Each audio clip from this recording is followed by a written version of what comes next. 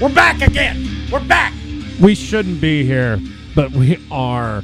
We waited a whole fucking hour. The podcast isn't even uploaded yet. Yeah. We waited a whole hour. We had a good friend come by. Had to have a little chit-chat. Oh, yeah. No. Super fan Jack. Good man Jack. Yeah. So, but now we're here to present something amazing. Yeah, which good. It's going to be our metal segment, as we talked about on the what's the show number? I believe it's $140, $141. Right. So we're just getting done with that, so that way we can set the stage for LJ and Braxton. Oh man, sorry about that. No. And Braxton to go ahead and give us this week's metal update. I will say this: the interesting thing, because we'd had Silka here, and we were talking about, we wanted to hear the Tool album. And you said, yeah, we'd kill a baby to hear that. And she had a problem. I said, whoa. We would... Because clearly I was fucking serious. We would sacrifice a baby, which she still had a problem with. And she ain't here no more. And I said, well, what if said baby was an asshole? What if that baby fucking had it coming? So I don't know where we're getting off on this. But anyway, it is the... metal part of this week's half episode. Fucking episode 141.5. Take it away, LJ, and you better not fuck it up. Love you. Hey everybody, welcome to another metal podcast of Mead, Metal, and MMA. I'm here with my co-star, Braxton. What's good? He's going to be helping me out with this one because I needed some help. And he helped me out with a workload. We actually listened to some of the new albums and the bands that are in them so that we'd have at least a decent idea of what the fuck we're listening to. Kind of different. Yeah. It's interesting to actually listen to the bands instead of just a snippet and give it a good opinion. So, yeah. So, to the metals. First we got Our Doors, Last Place on Earth. Our Doors is a pretty cool band, actually. The singer, she's pretty awesome. It's a goth metal band. Yeah. Pretty out there. Very, very vocal. I like their stuff. Oh, yeah. And a nice image, too. Like, seeing them jam and shit in the music videos that I saw. Looked pretty interesting. The Contortionist, Our Bones EP. The Contortionist was pretty heavy. Oh, I yeah. like that a lot. They were pretty heavy, especially in the drums. You got Robbie Baca and Cameron Maynard on there, the drummer for Joey Baca, and they're all pretty good. Those are awesome. I especially like the first impressions are everything. And whenever these guys started playing immediately, I was like, oh, hell yeah, I like this. So I think I'm going to check them out. Yep. Then we have Destruction, Born to Perish. Now these guys were fucking super heavy. Yes, they were. It's a German thrash metal band, and they were actually formed in 1982, and they're still rocking. Thrash metal. Really good stuff. I like this one. I like this band a lot, actually. And anyone who knows me knows that I love thrash metal with a passion. Yeah, their hair is wild. Go check those pictures out. They have a lot of hair on those heads. Lots and lots of follicles. More follicles than you can shake a stick at, or a brush, for that matter. Shake a stick at them. All right. Filter is the name of the band. Next band. Oh, yeah. Title of record, 20th Anniversary Edition. They are from Cleveland, Ohio. Filter. 1993. They're all right. Not bad, actually. Yeah, not too bad. They're American rock. I'll swing with it. What was his name? Patrick. Richard Patrick. He actually was in the band 9 Inch Nails. So I mess with 9 Inch Nails. So I love 9 Inch Nails. Hell yeah, that's cool, man. I didn't know that. That kind of explains why they kind of reminded me of God, that's right. Fear Factory. Thank you. Yeah. I was like, oh my god, this is fucking cool. Then we have... Oh, shit. Hold on, man. Then we have Riot V live in Japan. I went ahead and checked out one of the videos called Warrior of them performing that song live. Oh, yeah. God, these guys are so fucking cool. They're guitarists. The way they look when they perform. And then they had, of course, the solos and stuff like that. Again, full set of hair. Mascots on stage in Yes, costumes, yeah. and I was like, oh, that's kind of cool. They look like a normal rock band, but then they had these furry guys go out there. So Yeah, they have a name for themselves, and I like that bands, they like to do stuff on stage. Gives everybody some fun things to look at while they're playing and everything. I'm definitely a fan of theatrics. Oh, I yeah. think the more you show off, sometimes it overlooks having shitty songs. But these are actually really awesome. I think I'm gonna actually buy this. I'm gonna look for it and add it to my Amazon shopping list. Roxy Blue album is called Roxy Blue. This is softer music, but they've been around for a while, so they sound really good, like a well polished. Yeah, and I told LJ when we listened to them, I was like, they better pull out with the music with their name, because I really like this name and I don't know why, but they did, and they pulled out very well. I like their music. Like he said, it's kind of slow, but I'll mess with them for a little bit. I'll listen to their stuff. And I can appreciate what they do too, like not only the band name, but also like they put their heart into the song. It sounds like like when they wrote them, they were like, I want people to listen. Definitely. And I like that. That's cool. They give off the vibe too. Their later stuff, they kind of changed up a little bit on their style, but back then, again, with the whole head of hair, that's what the thing was back then. You got a hairband, and they keep on rocking and stuff, and they still do that stuff. Their new stuff, it's still head rocking. It's still a headbanger. Oh yeah, classics never die. Oh yeah. And then Slipknot. Oh, yeah. We are not your kind. I am amped for this, dude. I love Oh, yeah. Slipknot. I can't express enough how badly I want to see them. Oh, yeah. My god.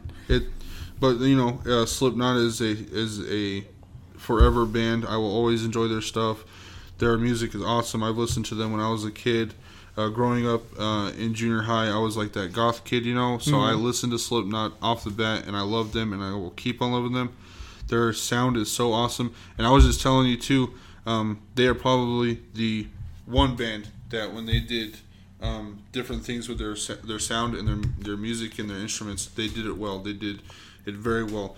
A lot of people like to experiment, and some of them don't play out, and they don't play through it at all, and it gets boring, and it's just so drawn out. But Slipknot, they experimented, and they experimented well. I mean, how many bands can you count that have 9 members and they actually play like fucking percussion, have multiple vocalists, and they keep their things going. They have the masks and all. So theatrics and all. That's how you make a band right there. That's an image right there. That's amazing. I love Slipknot. So, you garage bands out there, take fucking notes. Myself included. Yeah, don't experiment, but do it right. Experiment, but don't be afraid to be weird. Yeah, exactly. But damn it, you better have some good songs when you come out. Soleil Moon, Warrior. Oh, this was my favorite. I'm pretty sure the list that was going on, this one right here was my favorite. And it's because their music was like very 80s. Mm-hmm. The 80s sound was off the charts. They kept with their style. It's really good stuff. Oh yeah, I was jamming them and I thought to myself, I was like, man, this sounds familiar, but in a good way. Like I was Frankensteining different bands together to like see how they sounded, and damn, like I'm jamming them. That's another album I want to buy. Neva was getting really into them too, so. Oh yeah, we're picking up that album for sure. I like the whole retro wave, and they're waving up. Their guitars sound really good. Their drums sound really good with it, and they're keeping on doing all that good stuff. So I'm gonna say it's a good one. It's a good band. Sparrows, Failed Gods is the next album up. These guys were really good. They had sort of a hardcore sound to them. Yeah.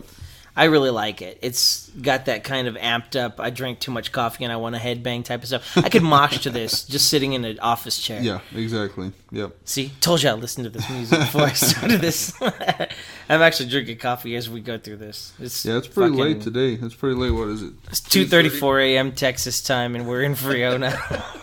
So we've been jamming out to some rock music, and Sparrows is a good band too. I like them. Yep, definitely. Next band is Spread Eagle. The album's called Subway to the Stars. This was not a bad band. I like them. They were, in my opinion, it was kind of hard to pick at this band because it sounded very punkish. It was like punkish, but like on the road on a motorcycle. Yeah. Or in a garage working on your Mustang or something. It was a very like American Eagle band, like NASCAR music. NASCAR, NASCAR music. Like you can jam out to this stuff, but you better be a hard ass if you listen to this. Yeah, those were your words too. Is NASCAR music? NASCAR music. I mean, that's all. I mean, that's what they had in their the songs and stuff. It was just on the road, and they were working on their cars and stuff, and they pulled that look out into their music. And yep, they look like they just crawled out from a mechanic shop and picked up guitars and drumsticks, and they're fucking badass. Yeah. Next up, we got Strung Out, Songs of Armor and Devotion. This was pretty cool to me. This is, God, I don't know how to describe it. It was very punk. It was a very punk rock band. Yeah, I was mixed on this one because I like it, but then it got like really intense really fast, and I was like, Most of their stuff is very upbeat. Even if they slowed down just a little bit, their choruses are going to be faster than usual. But that's the Semi Valley, California feel for you. I mean, not bad. Yeah, they go. They're ocean people, you know. Yeah. So you're gonna get that punk rock feel. You're gonna get skate punk, whatever you call it. They go fast and they do it well. Definitely. Next is Suicidal Angels, Years of Aggression. If you like Slayer, you're gonna love these guys. Yeah. I fell in love with them, and then we heard them, and what was it you said that he sounded like? He sounded like Pantera too. Like it was a very Cowboys from Hell era. Yeah, very grungy voice. Pantera has definitely. But you wouldn't even expect it. I looked them up and I was looking at their stuff. They're actually from Greek. Are they? They're a Greek thrash metal band formed in 2001 in Greece. Damn. So that's another album I'm gonna buy. Yeah. Because not only do they sound like Slayer, but they also are original. So yeah, and I don't know. Have you seen Lords of Chaos? No, I haven't watched Lords of Chaos because I suck. No. It's a really good movie. You should really watch it. It talks about Norwegian death metal, and that's what Suicidal Angels is. Their photos, they have the long hair coming over their face. They look very dark, very scary looking, and that's what Lords of Chaos is. It's just they talk about all the metal groups and the history behind it, and Suicidal Angels probably fits in that category very well. Nice. The only thing I've seen of that movie was the mayhem part where they had the vocalist killing himself and shit. Oh, yeah. That was insane. And that actually happened, too, which is even crazier. And finally, we have Tau Cross. The album is called Messengers of Deception. Oh, yeah. Now, these guys, they got a badass album cover and a logo, too. Yeah, they're very symbolic. They have a lot of symbolism in their album covers. I mean, the Tau Cross, it's a crescent moon behind a T that looks like a tree. There's a whole lot of symbolism in their stuff. Kind of looks witchcrafty. Yeah, very witchcrafty, very black and white in their albums. Very occult. It's very mystic in their music too, because even in their vocals and the way they were singing and stuff, very messengery, I guess you could say. It's like a lot of messages they're trying to pull out. Very thematic too. The build up to the songs was slow, but once it gets there, it kicks you in the face. Oh yeah, the vocalist kind of reminded me of Lemmy also a little bit.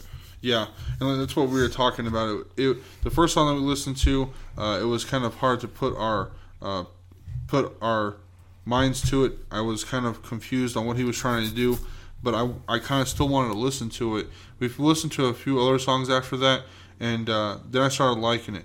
I don't know what it is. It's a very mystery. It's a very mystic band. I like their stuff though. Yeah, and I'd buy one of these shirts just to have it because they look amazing. Yeah, their logo is just cool. Yeah, exactly. The scarecrow on their last album. I mean, it just looks very creepy, but a lot of symbolism is really good for a band, especially with their albums. Whenever I go into a music shop and I see something like this, it catches my eye very well, and I kind of want to listen to their stuff, and I'm glad I did. Hell yeah!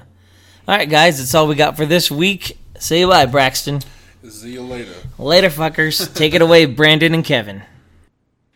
And there you go. Boy. We feel a little more acclimated to the world of metal from a different perspective, and that's what the fuck that's all about. Now, I'm like I said, it's always cool to hear another perspective. Yeah. You know what I mean? And these two, LJ and Byron. Braxton Upton? Byron Braxton Upton? I'm fucking drunk, all right? Yeah. All right. Bottom line is, I respect what these two gentlemen did. Sounds like they sat in a garage for about a half hour and just fucking noodled over metal. And that's how I used to do it back at my house, man.